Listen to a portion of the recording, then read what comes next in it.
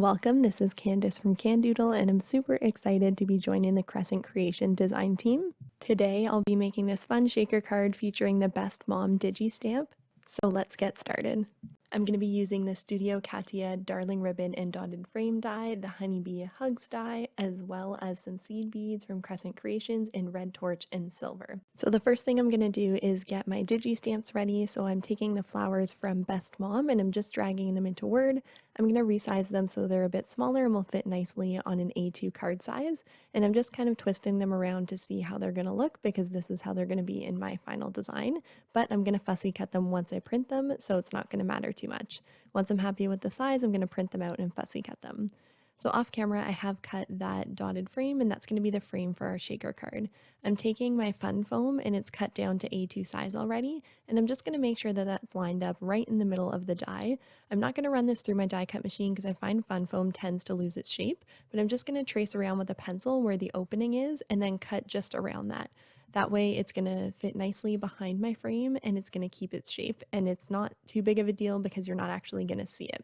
So I just wanted to make sure it was the right size. I'm going to fussy cut that out, and then once it is done, I am going to get some acetate and adhere that to the back of the paper piece of my frame.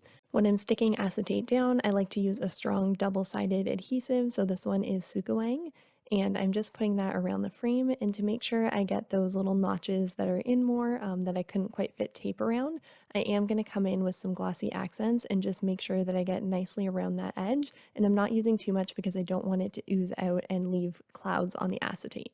And so when that's done, I'm going to stick my acetate down and then make sure it's nice and pressed to make sure that it's not coming up in any areas or anything like that. So now on the back, I am going to adhere my fun foam, so I'm using glossy accents on that. I just find that that tends to be the best glue when I'm working with fun foam personally. And I do run my finger over it just so there's not any big globs that are going to squeeze out and affect my shaker bits. And so I leave that to dry for a while, and while I do that, we're going to work on the background that's going to go behind the frame. So I'm coming in with some distress ink just to make a light blended background. And so these are in Candied Apple and Abandoned Coral. You can't see a huge difference in the video, but in person it does look more ombre. And I'm just coming in with a really light hand to add some variation to the background. Once that's done, I'm going to start adding all of my beads and shaker bits. So these are the red torch and silver seed beads. I put those in and tested it out, and I wanted some more, so I got some sequins just for my stash, and they're kind of iridescent, so I put those in as well. And then I saw how that was with the frame and decided I want more. Shaker cards are always a process for me. I've never just throw them in and I'm happy. I always kind of test it out, take things in and out until I'm happy with how full it is. And so once I liked the way that it looked, I did put some more glossy accents on the back of the fun foam, and again rubbed it with my finger to make sure none of it would ooze out. And then I'm going to put it on the background panel. And I'm not going to move that because I don't want, while the glue is wet, the seed beads or anything to get stuck. And so now we're going to move on to the coloring while that dries. So I don't often use red on my cards. I almost never do, but I'm trying to, branch out. And I thought that these flowers would look really pretty in red. So I'm using a few different colors, R37, 35, and 43. So 43 is my lightest, which I just covered everything with. And then I'm coming in the nooks with R37, which is my darkest. And then I just kind of blend that out with R35 and then back to R43. So I tend to go lightest and then darkest back out to my lightest. And I'm not doing anything super fancy. I'm kind of just flicking and feathering. I'm not an expert with Copic colors, but I do like to experiment. And I actually quite like how these reds turned out, and I think I might use them more because they're more of like a pinkish red than a true red, which I find harder to work with personally.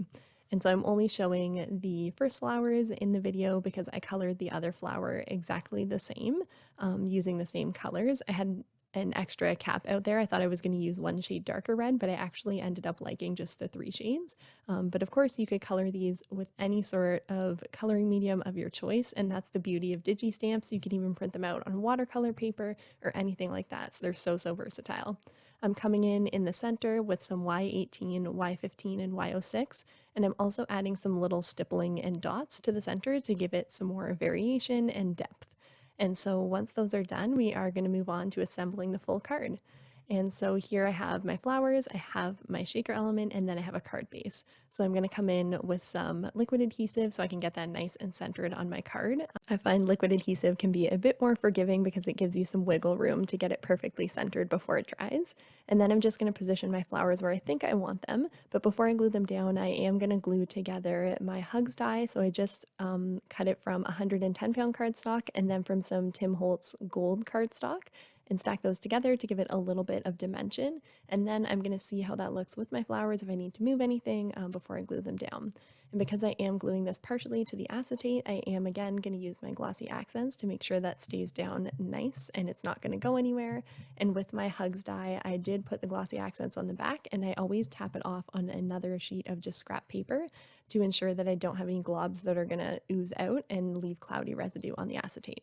And so there we have the final card. I absolutely love shaker cards. I think they're super fun, and I love including seed beads on the inside because it gives it a lot of movement. I hope you enjoyed today's card, and you'll have to let me know how you feel about the red down in the comments. Thank you so much for stopping by today, and I will see you in another video. Bye!